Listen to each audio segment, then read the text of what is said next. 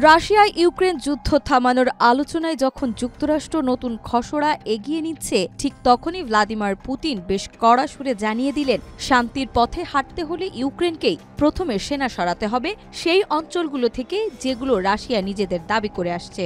তার ভাষায়, চুক্তির মাধ্যমে যদি কিয়েভ এতে সম্মত হয় তাহলে ভালো, আর না হলে শক্তির জোরেই রাশিয়া নিজের লক্ষ্য পূরণ করবে। 2014 সালে ক্রিমিয়া দখল করে রাশিয়া।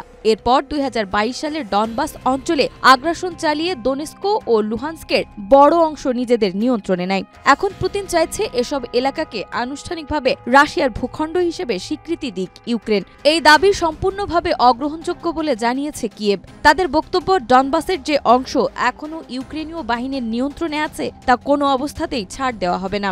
আলোচনার টেবিলেও এই প্রশ্ন উঠবে না।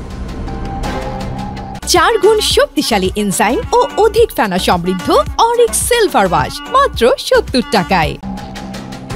27 নভেম্বর কিরগিজস্তানে সফরকালে পুতিন বলেন, ইউক্রেনের উদ্দেশ্য যেন যুদ্ধ চালিয়ে যাওয়া, শেষ সেনা বাকি থাকা পর্যন্ত। এই অবস্থায় রাশিয়াও প্রস্তুত রয়েছে দীর্ঘমেয়াদী সংঘাতে থাকার। শান্তি চুক্তির খসড়া যে আমেরিকার পক্ষ থেকে এসেছে তা তিনি নিশ্চিত করেছেন। তার মতে দলটি আলোচনার ভিত্তি হতে পারে, তবে কিছু ধারা নিয়ে এখনও মতপার্থক্য রয়ে গেছে।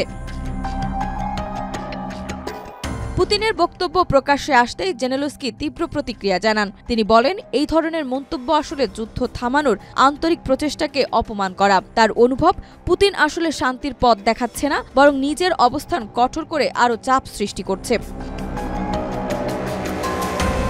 এভাবে দুই পক্ষের অবস্থান যতই দূরে সরে যাচ্ছে, যুক্তরাষ্ট্রের তৈরি খসড়া চুক্তি আলো দেখার আশাটা ততই ক্ষীণ হয়ে পড়ছে।